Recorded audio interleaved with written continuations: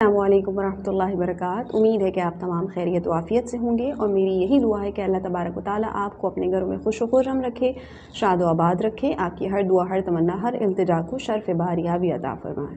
آج جس موضوع کے حوالے سے آپ کے سامنے حاضر خدمت ہوئی ہوں وہ ہے حقیقت دنیا کی حقیقت، دنیا کی اہمیت کیا ہے، انسان دنیا کو کیا تصور کر لیتا ہے، اللہ تبارک و تعالیٰ نے انسان کو دنیا میں کیوں بھیجا ہے، ہمارا اس دنیا میں پیدا ہونے کا، اس دنیا میں رہنے کا مقصد کیا ہے، اور ہم اس دنیا کو کس نظر سے دیکھتے ہیں جبکہ اللہ نے اس دنیا کو کس لیے بنایا ہے۔ ان تمام موضوعات پر آج ہم گفتگو کریں گے۔ تو حدیث مبارکہ میں رسول اللہ صلی اللہ علیہ وآلہ وسلم نے ارشاد فرمایا کہ دنیا مومن کے لیے قید خانہ، کافر کے لیے جنت ہے۔ اور ایک اور حدیث مبارکہ کی مقام پر رسول کریم صلی اللہ علیہ وآلہ وسلم نے ارشاد فرمایا کہ دنیا ایسے بسر کرو جیسے ایک مسافر اپنا سفر گزارتا ہے۔ جبکہ آج کے دور سے اگر اس معاملے کو کنیکٹ کر لیا جائے تو ہمیں لگتا ہے کہ دنیا ہی سب کچھ ہے، ہم نے سب کچھ اس دنیا میں ہی جمع کرنا ہوتا ہے، ہمیں اس دنیا میں بڑا گھر بھی چاہیے،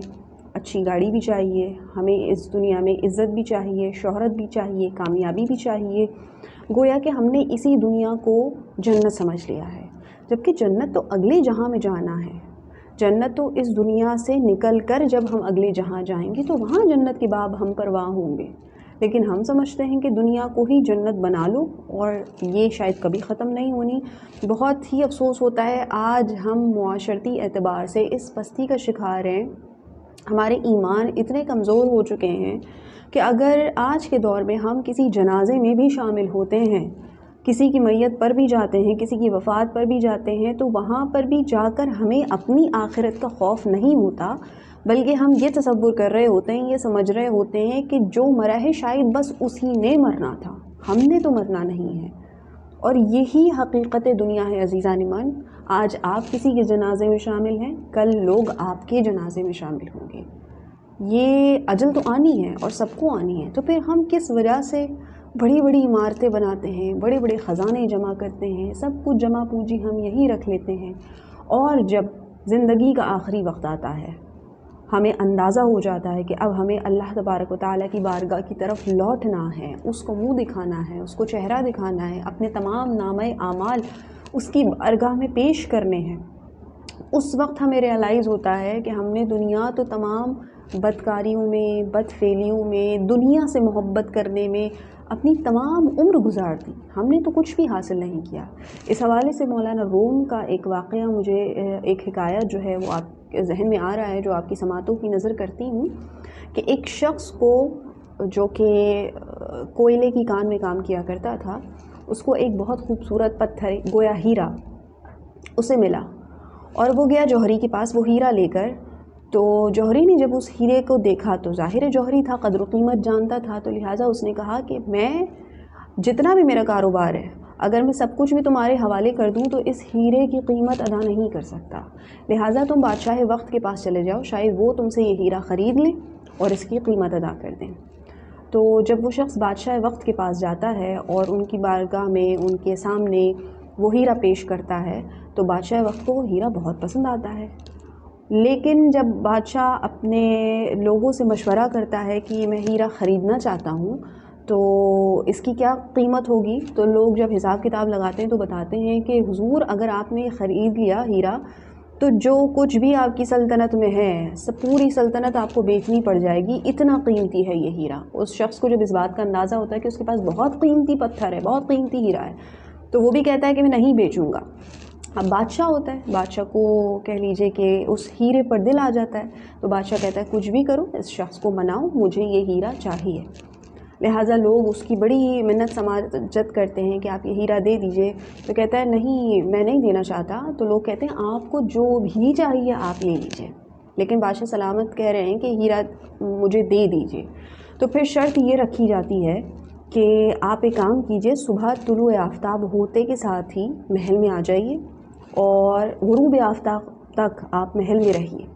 اور طلوع آفتاب سے لے کے غروب آفتاب تک آپ جتنا ٹائم آپ محل میں رہیں گے، جو کچھ چاہیں آپ محل سے اٹھا سکتے ہیں، لے کے باہر جا سکتے ہیں. جب غروب آفتاب ہوگا تو ہم آپ کو محل سے باہر بھیج دیں گے. اس وقت آپ نے جتنا سامان محل سے جمع کر لیا ہے وہ سب کچھ آپ کا ہوگا اس ہیرے کے بدلے. تو شخص بہت خوش ہوتا ہے کہ میرے پاس کافی وقت ہے، لہٰذا وہ ہیرا لے کے چلا جاتا ہے. صبح طلوع آفتاب ہوتے کے ساتھ ہی وہ محل میں داخل ہو جاتا ہے. اس کے لیے بڑا اہتمام کیا جاتا ہے. جیسے ہی وہ پہلے داخل ہوتا ہے تو جس جگہ، جس ہال میں، جس کمرے میں کہہ لیجیے وہ داخل ہوتا ہے، وہاں شاندار قسم کے لباس ہوتے ہیں، بہت سارے کپڑے، بہت سارے لباس ہوتے ہیں. اس نے اپنی زندگی میں کبھی اتنے اچھے لباس دیکھے نہیں ہوتے کہ بادشاہ کس طرح کے لباس زیب تن کرتے.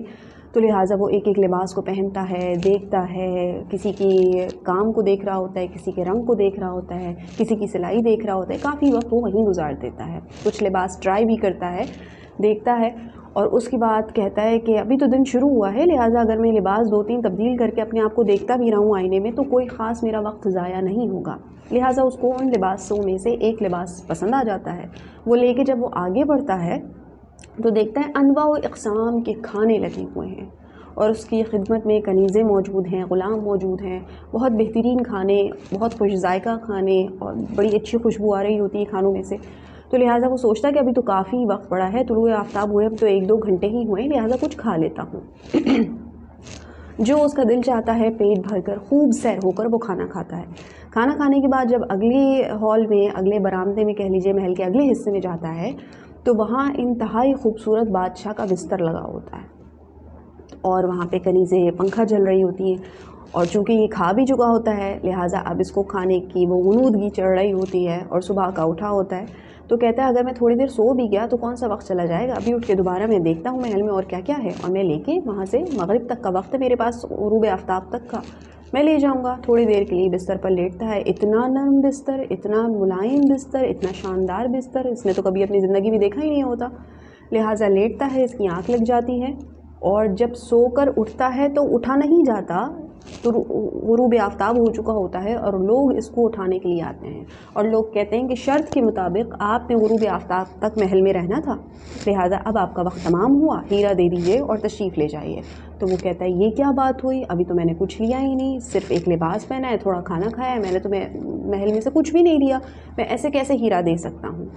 تو عزیزان من، اس کو پھر بادشاہ کے جو خدمت گزار ہوتے ہیں، جب تھوڑی بحث مباحثہ ہوتی ہے تو پھر محل سے اٹھا کر اس کو باہر پھینک دیا جاتا ہے اور ہیرا اس سے لے لیا جاتا ہے. اس حکایت سے ہمیں سبق کیا ملتا ہے کہ جب ہم دنیا میں آتے ہیں اور دنیا میں جب ہمیں شعور کے مراحل پر ہم جب چڑھتے ہیں تو ہمیں یہ دنیا کی رنگینیاں اتنا اٹریکٹ کرتی ہیں کہ جس مقصد کے لیے ہمیں پیدا کیا گیا ہے، ہم دنیا میں جس مقصد کے لیے آئے ہیں اس کو سراسر فراموش کر دیتے ہیں. اور دنیا کی رنگینیوں میں، دنیا کی خوبصورتیوں میں جو چند لمحات کی مہمان ہے، یہ دنیا بھی فانی ہے، اس نے بھی ختم ہو جانا ہے، لیکن ہم اس دنیا میں اس قدر محو ہو جاتے ہیں، اس کی رنگینیوں میں اس قدر غرق ہو جاتے ہیں کہ ہمیں جو ہمارے پیدا ہونے کا مقصد ہے وہ ہی بھول جاتا ہے. اور جب وقت آخر آتا ہے پھر ہم تڑپ رہے ہوتے ہیں کہ ایک لمحہ مل جائے، ایک نماز کا موقع مل جائے، ایک سجدہ کرنے کا موقع مل جائے، کوئی ایک نیکی کرنے کا موقع مل جائے، لیکن پھر وقت تمام ہو جاتا ہے. تو عزیزان من، اتنی طویل حکایت آپ کو سنانے کا مولانا روم کے حوالے سے مقصد دراصل یہ تھا کہ اپنی اہمیت کو جانیے کہ اللہ نے انسانوں کو اور جنوں کو اپنی عبادت کے لیے پیدا کیا ہے. دنیا دل لگانے کی جگہ نہیں ہے، دنیا صرف وقت گزاری کی جگہ ہے. یہاں پر یہ آزمائش گاہ ہے، یہاں اور کمرہ امتحان میں یا کہہ لیجیے قید خانے میں کوئی خوشی نہیں منا رہا ہوتا، قید خانے کو سجا نہیں رہا ہوتا، قید خانے میں بہت ساری چیزوں کو جمع کر کے نہیں رکھ رہا ہوتا، بلکہ قید خانے میں ایک قیدی یہی سوچتا ہے کہ جلدی سے یہاں کا وقت کٹے اور میں اگلی دنیا میں جاؤں، اگلے جہاں میں جاؤں، یہاں سے باہر نکلوں. تو لہٰذا دنیا میں ہمیں رہنے کا طریقہ یہی ہونا چاہیے ہمارا بھی کہ جیسے بھی جو بھی نعمتیں اللہ نے عطا فرمائی، جو بھی ہماری ڈیسٹنی ہے، جو بھی قسمت ہے، اس پر صبر اور شکر کریں اور یہاں پر وقت گزاریں. یہاں پہ صرف گزارا کرنا ہے، یہاں وقت گزاریے جس مقصد کے لیے آپ کو پیدا کیا گیا ہے، عبادت کے لیے، ایک اچھی زندگی گزارنے کے لیے، صراط مستقیم پر چلنے کی جو ہم اللہ سے دعائیں مانگتے ہیں. تو صراط مستقیم یہی ہے کہ مشکلات میں، مصائب میں، پریشانیوں میں، بیماریوں میں گھرتا ہوا انسان دنیاوی زندگی کا سفر طے کرتا ہے، اور یہاں جب کامیاب ہو جاتا ہے، دنیاوی زندگی کے سفر میں جب کامیابی حاصل ہو جاتی ہے تو اگلی منزل جنت ہے، دنیا جنت نہیں ہے. یہ تو ایک خواب ہے، ایک دن ہماری آنکھیں کھلنی ہیں اور ہمیں معلوم ہونا ہے کہ دنیا تو ایک خواب تھا جو کہ ختم ہو گیا. حقیقت تو وہ ہوگی جہاں آنکھیں کھلے گی. تو وہاں کی تیاری کیجئے، اس جنت کو اپنا بنانے کی کوشش کیجئے، نہ کہ اس دنیا میں ہی اپنے گھر کو، اپنی جگہ کو جنت بنا لیا جائے، کیونکہ جنت بھی بنا لیں گے تو ایک دن کی جنت بھی ختم ہو جانی ہے. تو اللہ تبارک و تعالیٰ کی جنت کی طرف رجوع کیجئے، جو ہمیشہ، جو لوگ اس میں چلے جائیں گے ہمیشہ اس میں رہیں گے. اللہ تبارک و تعالیٰ مجھے اور آپ کو عمل خیر کی توفیق عطا فرمائے. دنیا کی محبت ہمارے دلوں سے نکال کر اللہ تبارک و تعالیٰ کی محبت اس میں پنہا کر دے، تاکہ ہماری دنیا بھی آسان ہو جائے اور آخرت بھی آسان ہو جائے. میری ویڈیو اگر آپ کو اچھی لگی ہوگی تو اس ویڈیو کو زیادہ سے زیادہ شیئر کیجیے گا، میرے یوٹیوب چینل کو سبسکرائب کر لیجیے گا. میں پھر کسی اچھے موضوع کے ساتھ آپ کے سامنے پھر حاضر ہوں گی انشاءاللہ. تب تک اپنا بہت خیال رکھیے گا، مجھے اپنی دعاؤں میں یاد رکھیے گا. فی امان اللہ.